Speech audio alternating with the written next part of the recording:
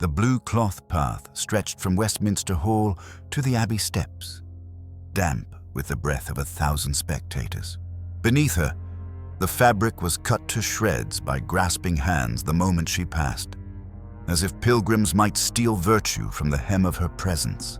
The coronation was not merely a ceremony, it was an exorcism, not of devils, but of memory. 3 crowns were placed upon her head. Not one fit. One was too heavy with her father's sins. One, a phantom echo of her mother's ruin. And the last hollow, gold-gilded silence for the child who had once wept alone in the tower. The bishops anointed her with oil in 7 places, not unlike the 7 wounds her lineage had carved into her skin.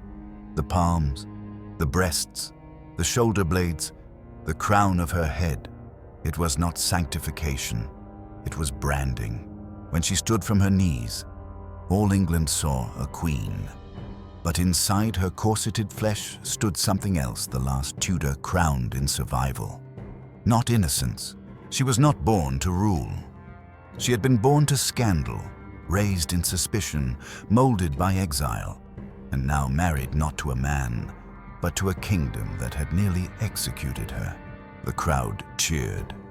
They did not know the child had once written her final words with shaking hands, believing she would never leave the tower alive. They did not know the cold kiss of betrayal that came not from enemies, but family. They did not know Thomas Seymour. Her reign would come to symbolize balance, the Virgin Queen, unwed, untouched, untouchable, yet dangerously fluent in seduction. But it did not begin in majesty. It began in ruin. She was 3 when her mother, Anne Boleyn, was beheaded. The sword had cut more than flesh. It had severed Elizabeth's legitimacy, erased her from the line of succession, and left her a bastard. At her christening, the font had been warmed with fire. By the time she reached the throne, she had learned never to trust warmth. It always burned. So when she accepted the crown, Elizabeth did not smile. She did not cry. She looked toward the altar stone, ancient and indifferent, and gripped the ring placed on her finger, a symbol of mystical marriage to England itself. A virgin wed to a nation that had once tried to bury her beneath it. The archbishop whispered Latin.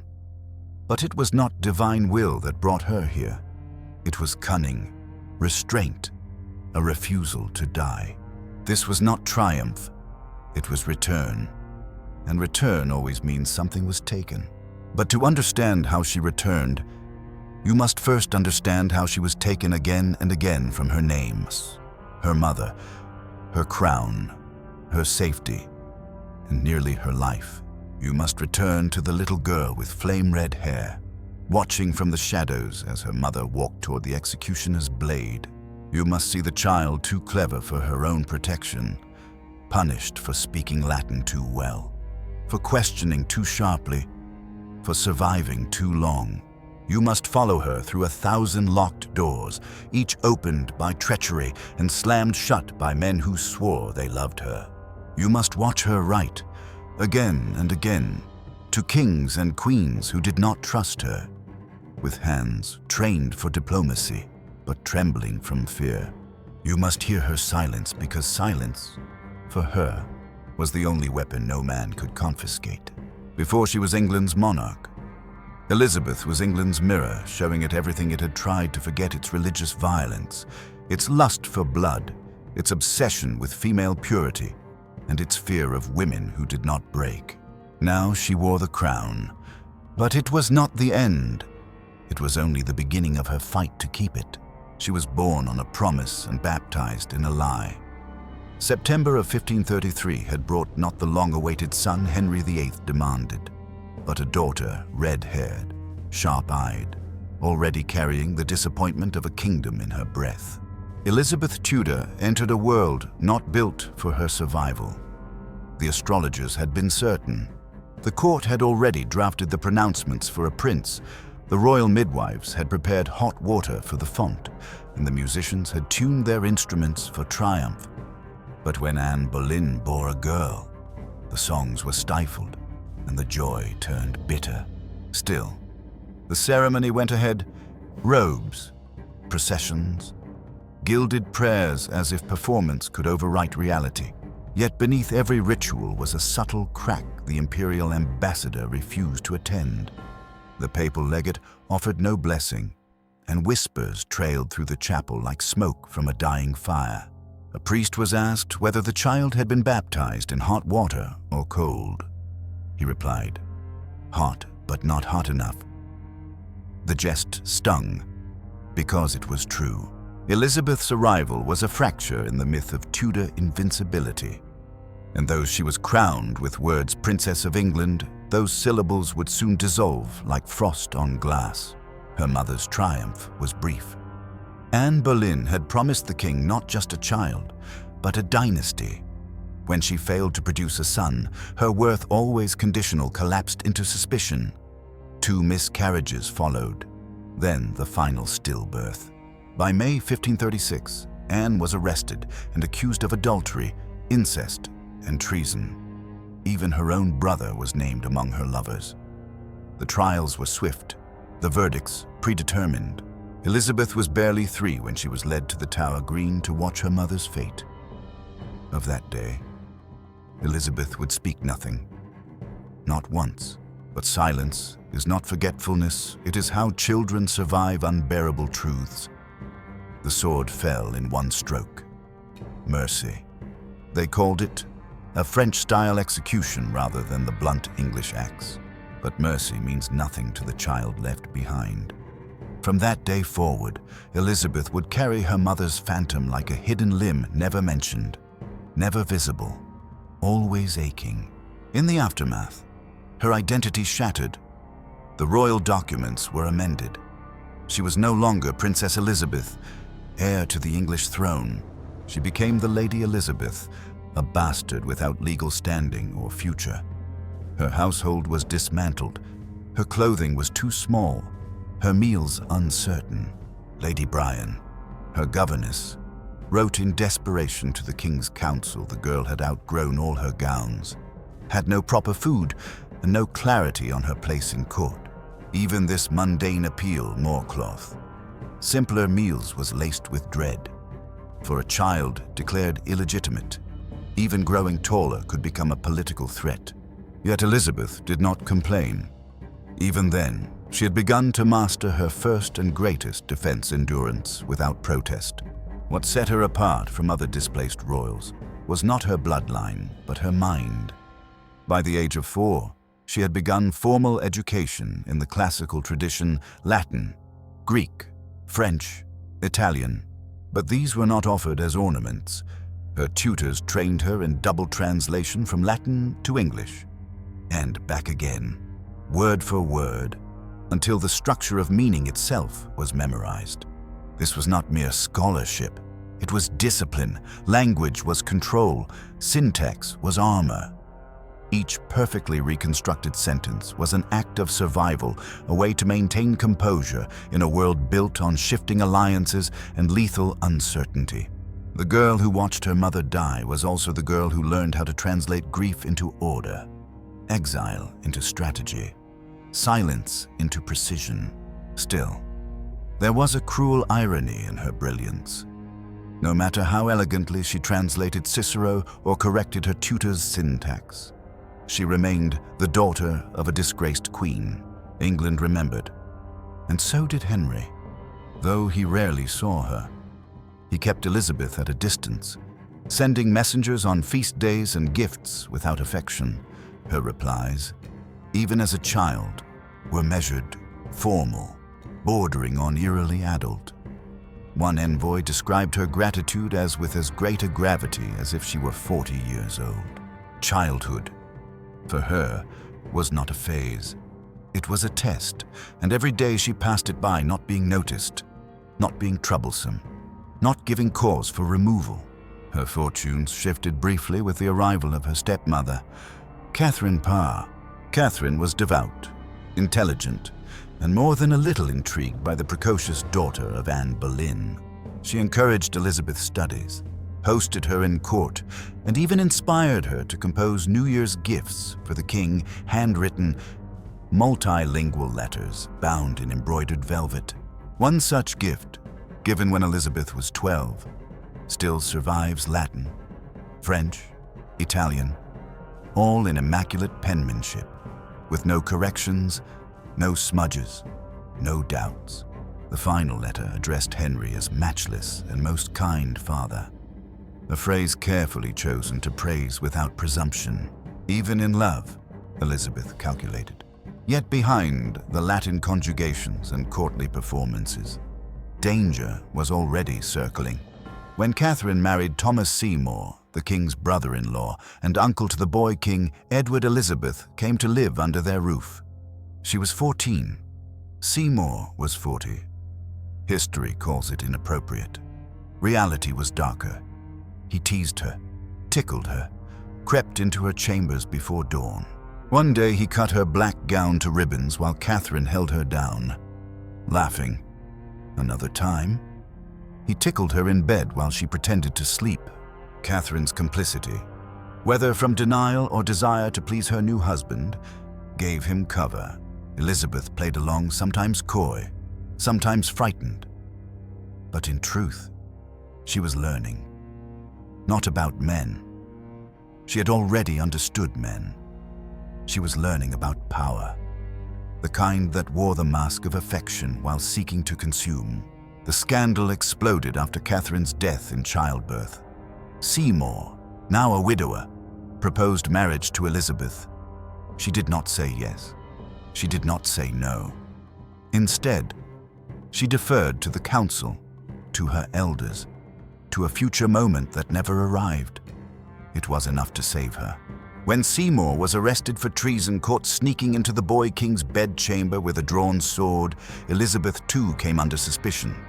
Her closest servant, Cat Ashley, was imprisoned.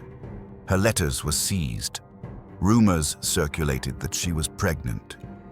She wrote to the Lord Protector, protesting her innocence, decrying shameful slanders. And then she did nothing more. No plea, no outburst, no confession, just silence. This was Elizabeth's turning point, not a single moment, but a slow coagulation of realizations. That charm was dangerous, that beauty could be used against her, that intelligence must be cloaked in humility, that love was a luxury, but suspicion was a shield. She had survived the tower once as a child. She would never allow herself to return, not as a prisoner, not as a pawn, not as a woman ruled by the whims of others. From now on, she would dress simply, speak carefully, and trust no one fully. She would not be owned, not even by affection.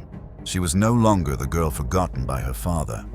She was the bastard daughter who had outlived the sins of her name and turned them into armor. The world Elizabeth inherited after the death of her father was not a court, but a labyrinth, a palace of mirrors where loyalty turned with the wind, and every act of kindness bore the shadow of calculation. She was 13 when Henry VIII died, and the court, once familiar, however cold, rearranged itself with the unnatural speed of power unchecked. Her half-brother, Edward VI, a boy of 9, ascended the throne, and in his name, others began to rule. Elizabeth's title, wealth, and even her body became currency in the quiet war of factions that circled the child king like hawks. At the heart of this struggle stood two men, Edward Seymour, the Lord Protector, and his younger brother, Thomas, the man Elizabeth had once called guardian, who had once crept into her chambers, laughing as he whispered beneath her sheets. Now Seymour was no longer just a man with wandering hands. He was a man with ambition. And Elizabeth, even in adolescence, was a stepping stone toward his imagined throne. To love her, he thought, was to claim her. To claim her was to claim England. And Elizabeth understood this all too well. There are no gentle seasons in a court ruled by children and governed by predators. Elizabeth, having narrowly escaped the wreckage of Seymour's scandal, began to distance herself not only from danger, but from dependency. She retreated to Hatfield, a quiet country estate where the air was sharp and clean, and the walls did not listen. There she read with fervor Scripture, Seneca, Erasmus, Tertullian, and practiced the art of self-erasure. The elaborate gowns were left in closets. Jewels remained locked. She studied in plain linen, with hair unadorned, her face unpainted, as if to deny the world every chance it might take to define her. After the ruin of Seymour, she wore invisibility like a second skin, but it was never weakness. It was retreat, the retreat of a strategist, not a victim. Among her tutors was Roger Ascham, a man who had taught princes and poets alike, but none, he would later write, shone brighter than Elizabeth. He described her mind as exempt from female weakness, not in contempt of womanhood, but in reverence for the force within her that defied every expectation of it. Her mind was not docile. It was flame, sharpened by grief and fueled by a need not to be adored, but to be safe. Ascham's letters recall how she devoured languages not merely to understand others, but to dismantle them, to peel back the false civility of foreign diplomacy and expose the naked will beneath. When she translated Greek tragedy, she read not as an innocent learning virtue, but as a survivor identifying danger. Euripides' Medea, Seneca's Thyestes, these were not academic exercises. They were mirrors, and each word committed to memory was another nail driven into the coffin of naivete. But the court, always hungering for distraction, would not let her disappear. Under Edward's Protestant rule, Elizabeth's faith became both shield and signal. She aligned herself with the new religion not loudly, not with sermons or proclamations, but with the soft, stubborn gestures of the defiant. She refused to cross herself. She carried no rosary. When the Mass was read, she stood apart, still and inscrutable. The religious transformation of England had never been purely spiritual. It was a weapon. The ashes of martyrs were still warm when Elizabeth learned how to navigate the pyres with her silence. The Protestants saw her as an icon of reform. The Catholics saw her as a threat. But Elizabeth refused to speak for either side. To her, truth was not in ritual, but in restraint. Then came the winter of 1553, and with it, the collapse of every safeguard she had built. Edward, just 15, was dying, consumed by sickness, delirium, and the weight of dynastic paranoia. Fearing the return of Catholicism through his sister Mary, he tried to rewrite the succession, bypassing both Mary and Elizabeth in favor of the Protestant Lady Jane Grey. But blood has its own gravity. The people, weary of experiments in inheritance, rallied to Mary, the daughter of Catherine of Aragon. The army rose in her name. Lady Jane Grey reigned 9 days and then no more. Elizabeth watched the fall from a distance, surrounded by her armed retainers at Hatfield, waiting for the verdict of history. It arrived, as it always did, cloaked in ceremony and blood. Mary was proclaimed queen. Jane was imprisoned and, months later, beheaded. Elizabeth rode beside Mary into London, the cheers of the crowd indistinguishable from the sound of gallows being built. Mary's reign began in triumph and descended into suspicion, though Elizabeth had supported her sister publicly, though she had wept and bent the knee and kissed the crucifix. Her Protestant leanings made her dangerous in the eyes of those who now wielded the fires of the Inquisition. At first, she was ordered to attend Mass. She refused, citing illness. Then she pleaded ignorance. Then she begged for time. It was not faith that troubled her, it was the memory of how faith was enforced. Elizabeth understood that the prayers of tyrants always smell of smoke. Mary, perhaps feeling the flicker of threat, relented briefly. But by 1554, rebellion once more stirred. Thomas Wyatt, furious at Mary's planned marriage to Philip of Spain, raised an army to oppose the union. Though Elizabeth's involvement was never proven, the suspicion was enough. She was summoned to court, interrogated, then imprisoned at Whitehall. Finally, the order came. She was to be taken to the Tower. They gave her the news on a grey morning. Rain fell like judgment as she wrote a final letter to the Queen, a plea not just for mercy, but for justice. She wrote as if she had days to live. Her handwriting, once practiced and elegant, began to falter halfway down the second page. Corrections crept in, then hesitation, then, in a flourish of desperation, she filled the remaining space with long diagonal slashes to prevent any additions, as if even her paper might be betrayed. The letter bought her one night. No more. The tide was too high. The next morning, they led her down the river. To walk into the Tower of London as a prisoner is to walk into memory. She had last seen it as a child, when her mother was beheaded. Now she walked in, not as a spectator, but as prey. When the guards bowed and whispered, "God save your grace," she did not believe them. She knew too well the pattern of false reverence, but she held her head high. "I come here no traitor," she told the silent stones, but as true a subject to Her Majesty as any alive. And then the gates closed. For 8 weeks, she remained within those walls. Her fate balanced on the breath of her sister. It was not kindness that saved her, but calculation. Mary, though fierce in her convictions, knew that to kill Elizabeth without proof would fracture her reign beyond repair. The fires had already begun. Protestants burned alive, their screams echoing in public squares. To add Elizabeth's blood to the flames would make her a martyr. Instead, Mary exiled her to Woodstock, under guard, under watch, with no freedom of movement, no visitors, no trust. Her jailer, Sir Henry Bedingfield, kept the keys close to his chest and the gates locked. Elizabeth called him "my jailer," not in jest, but as a prophecy. Every day, she paced the gardens under supervision. Every night, she read by candlelight with one ear tuned to footsteps. But she survived, quietly, diligently, like a shadow learning how to become substance. By the time she was summoned back to court, the court itself had changed. Mary's phantom pregnancy had ended in humiliation. Her Spanish husband, Philip, showed no love, and the fires that were meant to purify England had begun to consume it. Elizabeth, returning from the margins, said little. She dressed modestly. She smiled faintly.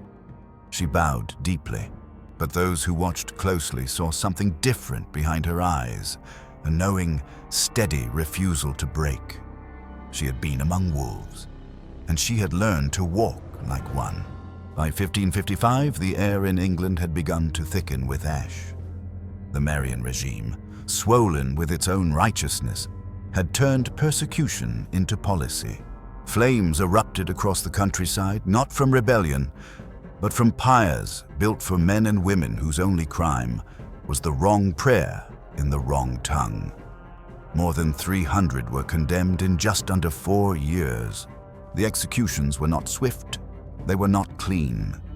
Gunpowder was sometimes tied to the ankles of the condemned, a final act of kindness to hasten death. But when that mercy failed, or was denied, the screams dragged on, dissolving into guttural shrieks that settled into the bones of the watching crowds. The strategy, if it could be called that, was simple: terror would purify. But terror, Elizabeth understood, did not purify, it calcified. It burned into memory, into legend, into resistance. And it was into this England, blood-hot with fear and holiness, that Elizabeth re-emerged not yet as queen, but as symbol, as heir, and above all, as threat. She did not speak against the fires. That would have been suicide, nor did she speak for them. That would have been betrayal. Instead, she lived as a study in paradox, present, but distant, compliant, but untouched. She was seen at court, bowed when expected, smiled as needed. Her garments were restrained, somber fabrics, no excessive jewelry, no crimson that might provoke whispers of her mother. She wore black and gray, as if mourning not a person, but a nation. Her hair, once a golden flame, was pulled tightly from her face, her expressions measured into stillness. She became a mirror, and in her reflection, people saw what they needed: stability, continuity, survival. But underneath the restraint, her silence was loaded with awareness. She saw Mary unraveling, sickened by disappointment, broken by the phantom child that never came, abandoned by the Spanish husband whose coldness was mistaken for formality but was simply indifference. The court around Mary fractured, filled with spies, confessions, and the faint smell of smoke embedded in velvet robes. Philip of Spain, pragmatic and cold, had begun to view Elizabeth not as an enemy, but as a solution. If Mary could not bear a child, Elizabeth would inherit. And what better way to control England than through her? His advisors proposed a Catholic match, a marriage to a foreign prince, perhaps the Duke of Savoy, someone pliant, someone who would keep England tethered to the papal throne.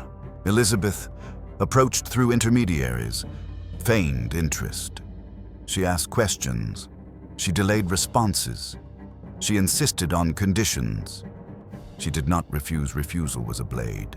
Delay, however, was a labyrinth, and no man could find the center of it. When Philip's courtiers pressed for an answer, she developed a sudden and suspicious fever, rendering her conveniently too ill to decide. Those around her learned quickly that illness, for Elizabeth, was not weakness, it was strategy. But even strategy cannot forestall time. In the summer of 1558, Mary's body began to betray her with undeniable clarity. The monarch who had once paraded through London with her head held high now stumbled through corridors, hollowed and pale, haunted by visions of children who would never be born, and fires that would not cleanse her reign. Her council urged her to name a successor. She refused. They insisted. She wept. They brought her reports of the people's mood, how even Catholics began to question the Queen's silence on the matter. Reluctantly, perhaps brokenly, she agreed. 10 days before her death, Elizabeth was summoned to court. No fanfare greeted her, no choir sang. She arrived under gray skies to a palace quieter than a tomb. On November 17th, 1558, Mary Tudor died.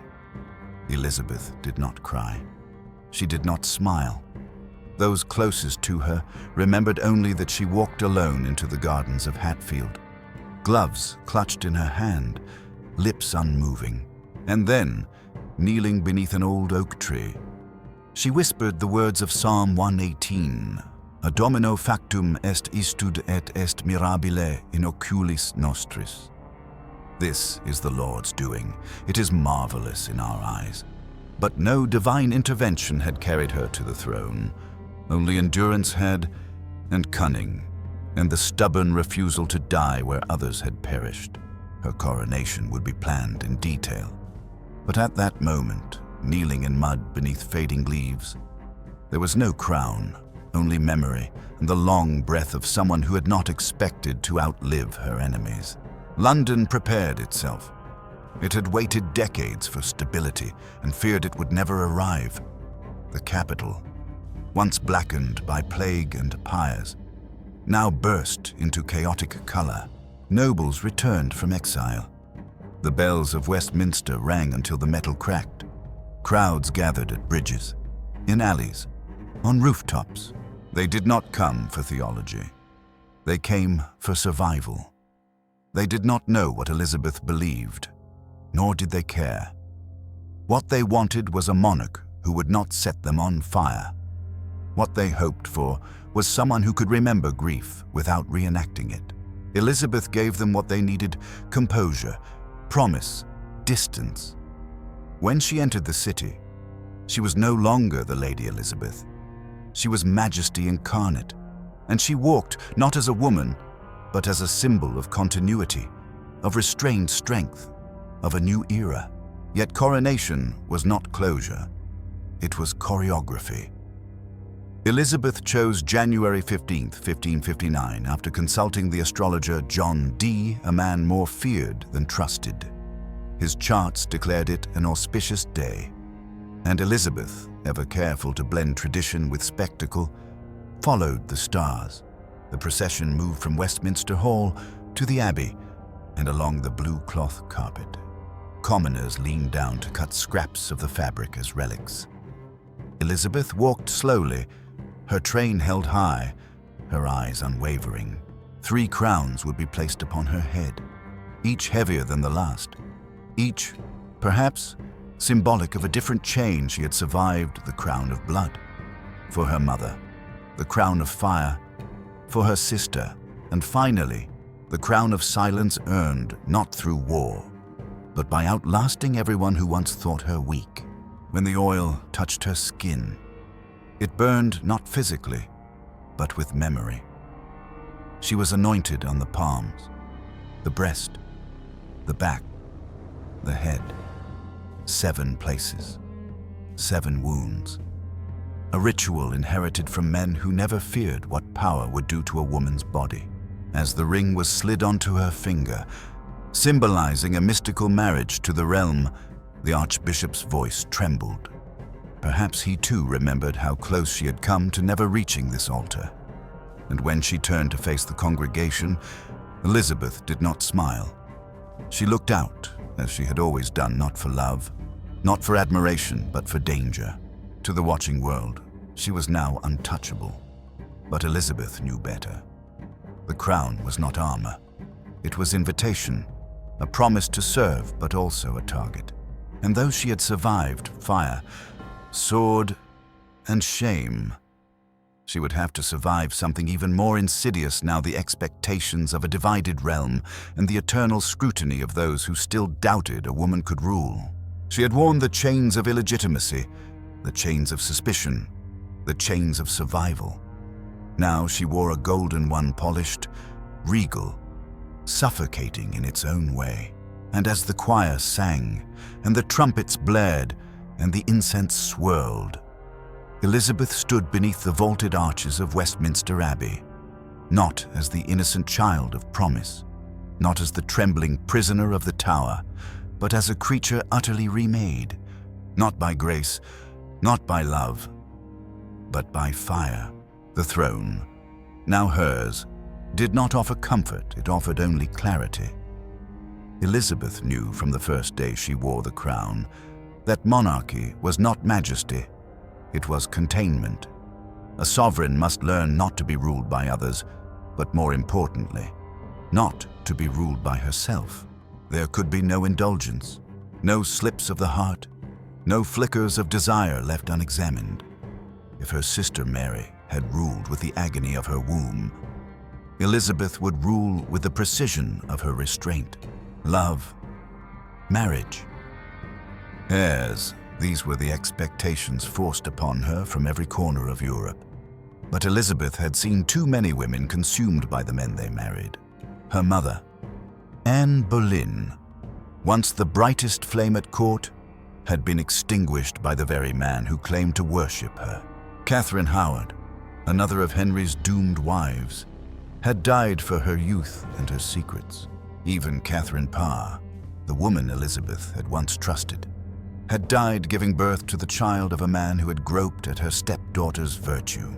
Elizabeth understood the equation clearly. Marriage was not sanctuary, it was surrender, and she would never surrender again. The council, predictably, pressed. Within weeks of her coronation, suggestions were made polite at first, then fervent. Foreign envoys arrived bearing portraits, promises, political alliances dressed in velvet and pearl, the Archduke Charles of Austria, Prince Eric of Sweden, the Duke of Anjou, even Philip of Spain, her late sister's husband, sent overtures through diplomatic back channels. Elizabeth responded to each with impeccable courtesy and maddening vagueness. She called herself a mere woman, poor in judgment, in need of time. But time was exactly what she used to disarm them. When one suitor sent a ring to symbolize their hoped-for union, she replied by wearing it publicly on the wrong hand. She praised their qualities, thanked their embassies, and never committed. Each letter, each courtship, was treated not as a matter of love, but of statecraft. She flirted with nations the way other women flirted with men, strategically, non-committally, without giving an inch more than necessary. At home, the pressure was worse. Her advisors begged her to marry. England, they warned, needed an heir. Without a child, the Tudor line would fracture. Catholic exiles abroad whispered of alternative claimants. But Elizabeth would not bend to biological panic. "I'm already bound unto a husband," she told Parliament. "The Kingdom of England shall be my spouse." It was a statement met with applause, then unease.